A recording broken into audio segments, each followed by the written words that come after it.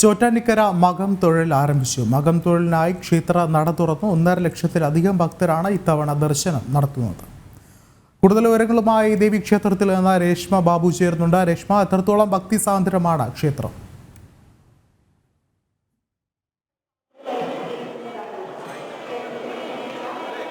വിഷ്ണു, ഏകദേശം 1 മണിക്കൂർ പിന്നിട്ടിരിക്കുന്നു ചോറ്റാനിക്കര ദേവിയുടെ തിരുസന്നിധി മകം തൊഴിലിനായിട്ട് തുറന്നിട്ട്.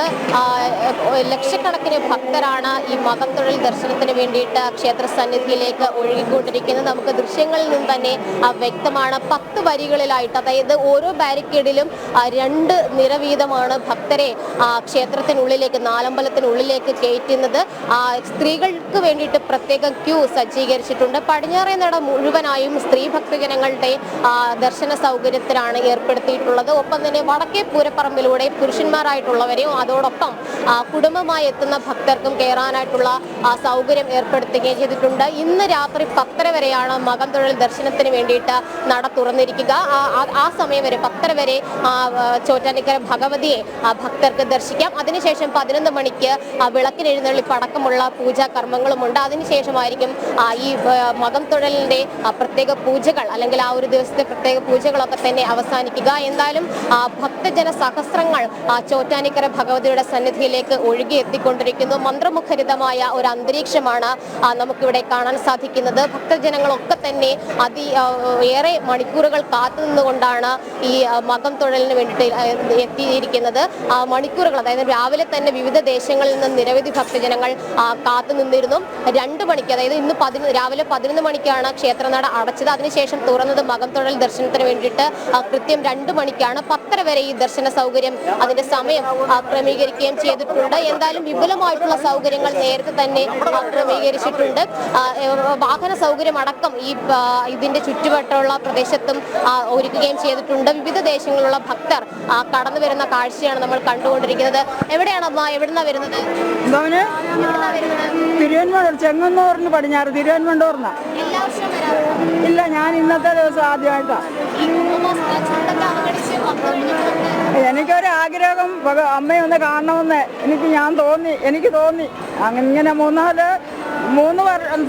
മാസം അതിന് മുൻപേ വന്നു. ഇന്നത്തെ ദിവസം ആദ്യമായിട്ട് വരിക. സന്തോഷം പോലെ.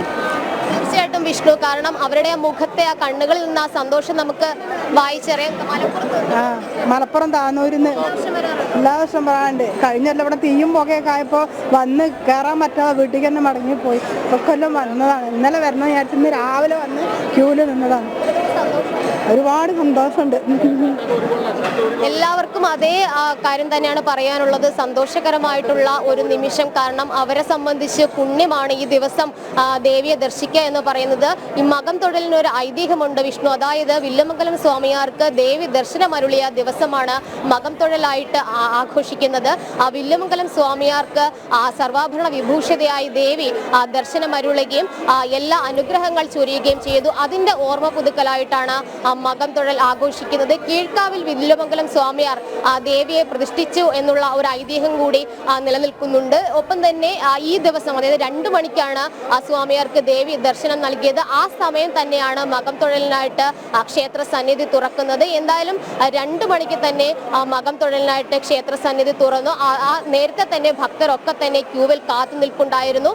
എന്തായാലും ഓരോരുത്തരെയായിട്ട് കയറ്റിവിടുകയാണ്. അവസാന ഭക്തനും ദേവിയെ ദർശിക്കാനുള്ള ഒരു സൗകര്യം ഇവിടെ ഏർപ്പെടുത്തിയിട്ടുണ്ട്. എന്തായാലും ആർക്കും നിരാശരായിട്ട് മടങ്ങി പോകേണ്ടി വരത്തില്ല. അവർക്ക് അവരുടെ അമ്മയെ നേരിട്ട് കണ്ടുകൊണ്ട് എല്ലാ അനുഗ്രഹങ്ങളും വാങ്ങിക്കാനുള്ള ഒരു ക്രമീകരണങ്ങൾ ഇവിടെ തന്നെ ഒരുക്കിയിട്ടുണ്ട്. എന്തായാലും ചോറ്റാനിക്കര ദേവിയുടെ തിരുസന്നിധിയിലേക്ക് ഭക്തജന സഹസ്രങ്ങൾ കടന്നു വരുന്ന ദൃശ്യങ്ങളാണ് തത്സമയം വീക്ഷിച്ചുകൊണ്ടിരിക്കുന്നത്. വിഷ്ണു, രേഷ്മ സൂചിപ്പിച്ചതുപോലെ തന്നെ വളരെ വലിയ തിരക്കാണ് അവിടെ അനുഭവപ്പെടുന്നത്. നമ്മൾ ആ തത്സമയ ദൃശ്യങ്ങളാണ് കാണുന്നത്. എന്നിരുന്നാൽ കൂടിയും നമുക്കറിയാം, ഒരുപക്ഷെ പുറമെ ചൂട് കൂടിയ ഒരു കാലാവസ്ഥയാണുള്ളത്. എന്നാൽ ഈ ഒരു കാലാവസ്ഥയെ അതിജീവിച്ചും പല ദിക്കുകളിൽ നിന്നായി ഭക്തർ ഒഴുകിയെത്തുകയാണ്. എന്നിരുന്നാൽ കൂടിയും ഭക്തർക്ക് വേണ്ടുന്നുള്ള ആവശ്യമായ വെള്ളം, മറ്റ് കാര്യങ്ങളൊക്കെയും ആ ക്ഷേത്ര പരിസരത്ത് തയ്യാറാകുന്നുണ്ട്. അത് സംബന്ധിച്ചുള്ള ഒരുക്കങ്ങൾ എങ്ങനെയാണ്?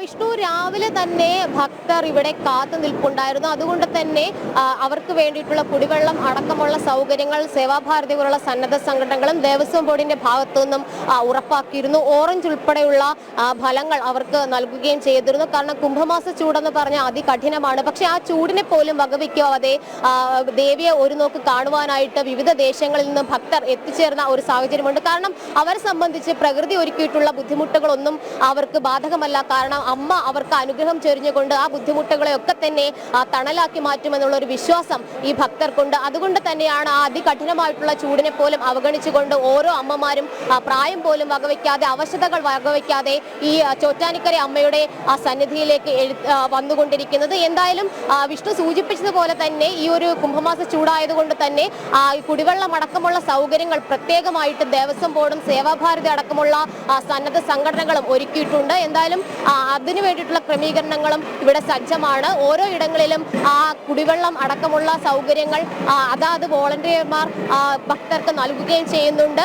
ഈ നാലമ്പലത്തിനുള്ളിൽ ഏകദേശം നാലമ്പലത്തിന് ചുറ്റും 10ഓളം വരികളായിട്ട് ക്രമീകരിച്ചുകൊണ്ടാണ് ക്ഷേത്രത്തിനുള്ളിലേക്ക് ഭക്തരെ കടത്തിവിട്ടുകൊണ്ടിരിക്കുന്നത്. വടക്കേ പൂരപ്പറമ്പിലൂടെയും അതോടൊപ്പം തന്നെ പടിഞ്ഞാറേ നടയിലൂടെയും പ്രത്യേക വരികളായിട്ടാണ് ഭക്തരെ അകത്തേക്ക് കയറ്റിവിടുന്നത്. പടിഞ്ഞാറേ നടയിൽ സ്ത്രീ ഭക്തജനങ്ങളെ മാത്രമാണ് കയറ്റിവിടുന്നത്. വടക്കേ പൂരപ്പറമ്പിൽ മാത്രമാണ് പുരുഷന്മാരെ അതോടൊപ്പം കുടുംബമായിട്ട് എത്തുന്നവരെയും കടത്തിവിടുന്നത്. എന്തായാലും ഈ ചൂടിനെ പോലും വകവയ്ക്കാതെ ഭക്തർ, അനേക ലക്ഷം ഭക്തർ ചോറ്റാനിക്കര അമ്മയുടെ തിരുസന്നിധിയിലേക്ക് ഒഴുകിയെത്തുന്ന കാഴ്ചയാണ് കണ്ടുകൊണ്ടിരിക്കുന്നത്. വ്യക്തമാണ്. ചരിത്ര പ്രസിദ്ധമായ മകം തൊഴിലിനായി ചോറ്റാനിക്കര ദേവീക്ഷേത്രത്തിൽ ഭക്തരുടെ വലിയ ഒഴുക്കാണ് ഇപ്പോൾ കാണാൻ സാധിക്കുന്നത്. രേഷ്മിയാണ് ക്ഷേത്രത്തിൽ നിന്നും തത്സമയമായി വിവരങ്ങൾ നൽകിയത്.